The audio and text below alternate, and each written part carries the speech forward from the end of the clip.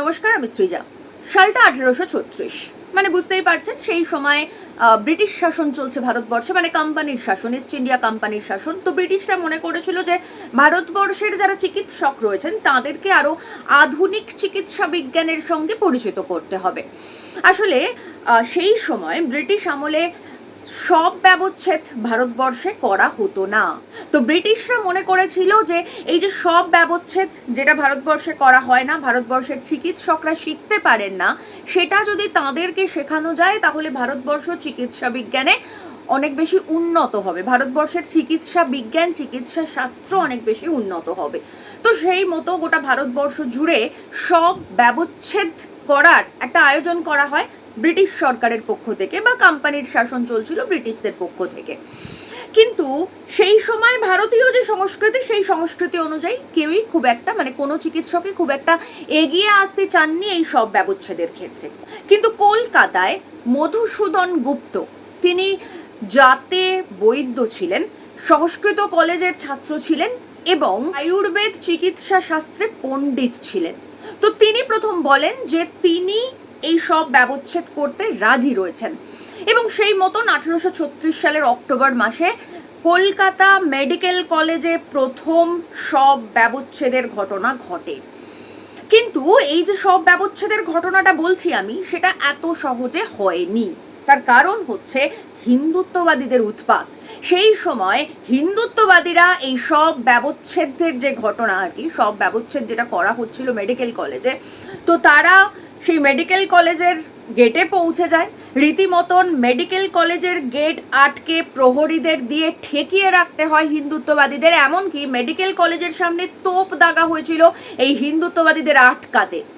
পরবর্তীকালে মধুসূদন গুপ্ত যখন সব ব্যবচ্ছেদ করে ফেলেছেন আর কি, তারপর মধুসূদন গুপ্তর বাড়িতে পর্যন্ত হামলা চালায়, তার পরিবারের উপর পর্যন্ত আক্রমণ নামিয়ে আনে এই হিন্দুত্ববাদীরা। কিন্তু পণ্ডিত মধুসূদন গুপ্ত তিনি পিছিয়ে আসার পাত্র ছিলেন না।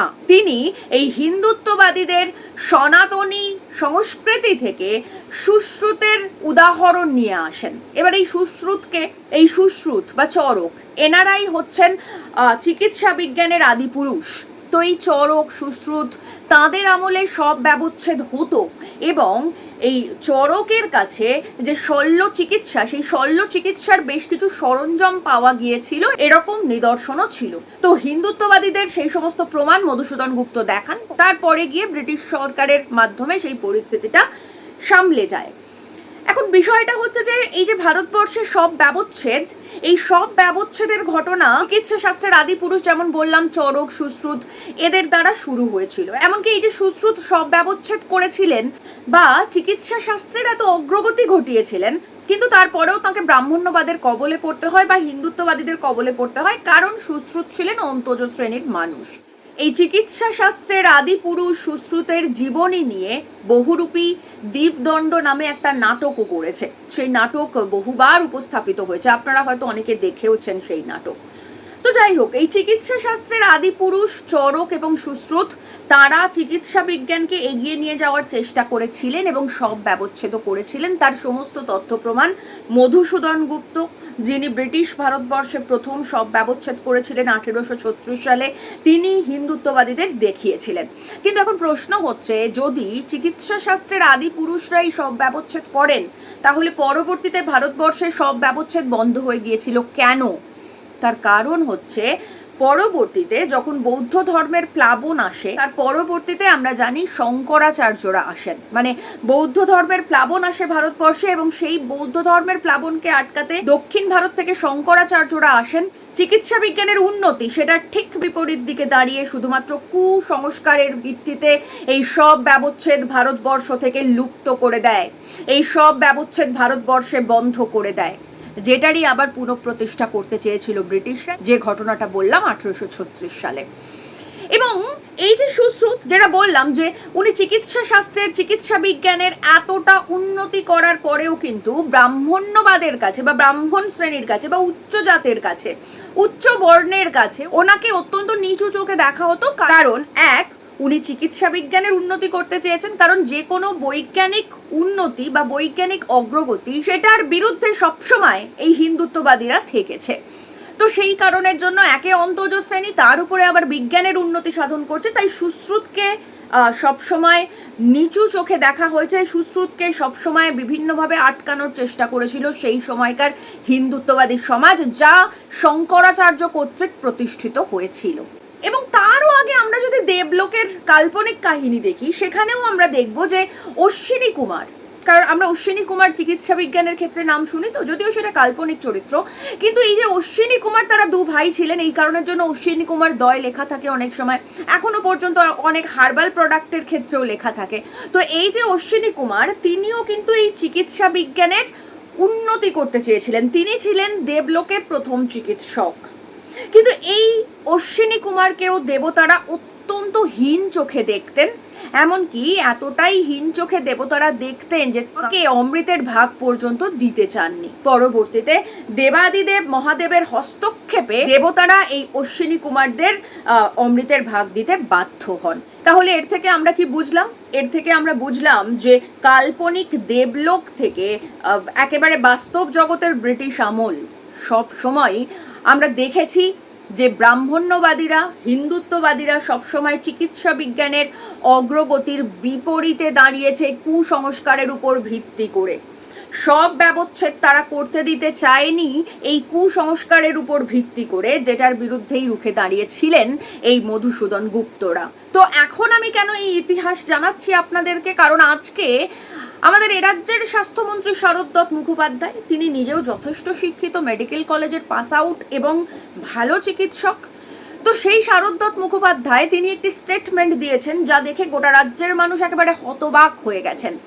কি সেই স্টেটমেন্ট? সেই স্টেটমেন্টে উনি বলছেন যে দেহ দান করবেন না, এবং তার সঙ্গে আরো একটা কথা বলছেন, সেটা হচ্ছে যে জ্যোতি বসুর দেহ নাকি কোনো কাজে লাগেনি।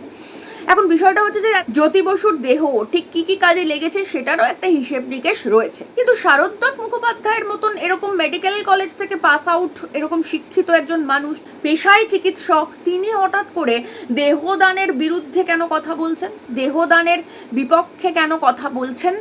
যেখানে এখনো পর্যন্ত যতদূর জানা যাচ্ছে যে মেডিকেল কলেজগুলোতে যে কঙ্কাল, সেটার তো অভাব রয়েইছে, এমনকি বেসরকারি যে সমস্ত প্রতিষ্ঠান রয়েছে সেখানেও কঙ্কালের যথেষ্ট অভাব রয়েছে এবং সেগুলোর ভীষণভাবে প্রয়োজন। এবং এই যে কঙ্কাল, সেটার চাহিদা এত বেশি রয়েছে বলেই কালনার যে মুক্তডোম, সেই মুক্তডোমের কথা আপনারা কতজন জানেন আমি জানি না, হয়তো অনেকেই জানেন। সেই মুক্তডোম রীতিমতন বেওয়ারিশ লাশকে কস্টিক অ্যাসিডে ডুবিয়ে কঙ্কাল বানিয়ে এই সমস্ত মেডিকেল কলেজগুলোতে বা মেডিকেল কলেজের ছাত্রদের কাছে রীতিমতন ব্ল্যাকে বিক্রি করতো। এই কারণের জন্য মুক্তডোমকে একাধিকবার পুলিশ গ্রেপ্তার করে। তো এই মুক্তডোমের ইনসিডেন্ট থেকে একটা জিনিস পরিষ্কার, যে এ রাজ্যের মেডিকেল কলেজগুলোতে কঙ্কালের প্রয়োজন রয়েছে চিকিৎসা শাস্ত্রের উন্নতির জন্য। কারণ কঙ্কাল দেখে যতক্ষণ পর্যন্ত না অ্যানাটমি একজন চিকিৎসক শিখবেন, তার কাছে মানব দেহের গোটা জটিল বিষয়টা ক্লিয়ার হওয়া সম্ভব নয় বলে আমরা সাধারণ মানুষরাই মোটামুটিভাবে বলতে পারি এই কথা। মানে এটা বলার জন্য বা এটা বোঝার জন্য কোনো বিশেষ প্রশিক্ষণ লাগে না, এটা একটা সাধারণ বোধ। তো এই বোধ থেকেই আমরা বুঝতে পারি। এবং আপনাদের নিশ্চয়ই মনে থাকবে যে আরজি করের সময়ও কিন্তু আরজি করের বেসমেন্টে এই বিভিন্ন রোগীর বিভিন্ন অঙ্গ প্রত্যঙ্গ বা কঙ্কাল বেচে দেওয়ার একটা চক্রের হদিশ পাওয়া গিয়েছিল, যার সঙ্গে যুক্ত ছিল এই অভিষেক ব্যানার্জির শালী। তো পরবর্তীতে সেই ঘটনাটা ধামাচাপা পড়ে গেল, আমরা আর কেউ জানতে পারলাম না। তো আমরা বুঝতে পারলাম যে এটার সঙ্গে আরো অনেক বড় বড় মাথা জড়িয়ে রয়েছে, যারা জড়িয়ে রয়েছে তাদের নাম প্রকাশ্যে আনা যাবে না। কিন্তু এটা প্রমাণিত হয়ে গেল যে এই যে কঙ্কাল বা মানব দেহের বিভিন্ন অঙ্গ প্রত্যঙ্গের কালোবাজারি, সেটা কিন্তু সেই মুক্তডোমের আমল থেকে আজ এই 2026-এ এসে দাঁড়িয়ে এখনো পর্যন্ত চলছে। তো একটা মানব দেহের কালোবাজারি কখন চলে বা কেন চলে, বা যে কোনো কিছুরই কালোবাজারি কেন হয়? যখন সেটা ক্রাইসিস থাকে। তো তার মানে এই মুহূর্তে দাঁড়িয়ে মেডিকেল কলেজগুলোতে মৃতদেহের ক্রাইসিস রয়েছে এবং সেই কারণের জন্যই কালোবাজারি হচ্ছে।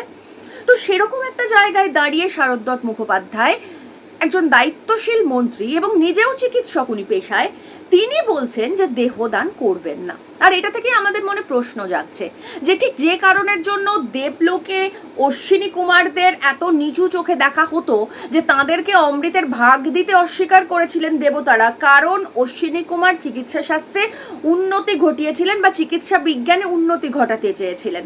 পরবর্তীতে চরক সুশ্রুত যারা অন্তজ শ্রেণীর ছিলেন বলে সেই সময়কার ব্রাহ্মণ্যবাদীরা এই চরক সুশ্রুতকে নানা রকম ভাবে হেনস্থা করেছে, তাদের এই চিকিৎসা বিজ্ঞানে উন্নতির জন্য যা যা প্রয়োজনীয় পদক্ষেপ সেগুলোকে আটকে দেওয়ার চেষ্টা করেছে। এবং পরবর্তীতে ব্রিটিশ ভারতে যে উদাহরণ দিলাম যে মধুসূদন গুপ্ত, যিনি ব্রাহ্মণ্যবাদী সমাজের এত ব্যাপক আক্রমণের মুখে দাঁড়িয়েও সব ব্যবচ্ছেদ করেছিলেন এবং প্রমাণ করে দিয়েছিলেন যে ভারতবর্ষে বহু যুগ আগের থেকে এই সব ব্যবচ্ছেদের ঘটনা ঘটতো, এই সব ব্যবচ্ছেদের উদাহরণ ছিল। পরবর্তীতে হিন্দুত্ববাদীরা, শঙ্করাচার্যরা এসে এই সব ব্যবচ্ছেদের মতন চিকিৎসা ব্যবস্থার উন্নতি সাধনের যে ক্ষেত্র রয়েছে সেটাকে আটকানোর জন্য এই সব ব্যবচ্ছেদকে আটকে দিয়েছিল। আর আজকে 2026-এ এসে দাঁড়িয়ে আমরা দেখছি শারদ দত্ত মুখোপাধ্যায় বলছেন যে দেহদান করবেন না। অর্থাৎ কোথাও গিয়ে আমাদের এই পশ্চিমবঙ্গ এই হিন্দুত্ববাদী অসভ্য বর্বর নোংরা পৈশাচিক একটা রাজনৈতিক দল বিজেপি তার হাত ধরে আবারও পিছন দিকে হাঁটতে চাইছে। আবারও কি আমরা সেই কালো অন্ধকার যুগে ফিরে যাব যেখানে সব ব্যবচ্ছেদ আর করা যাবে না?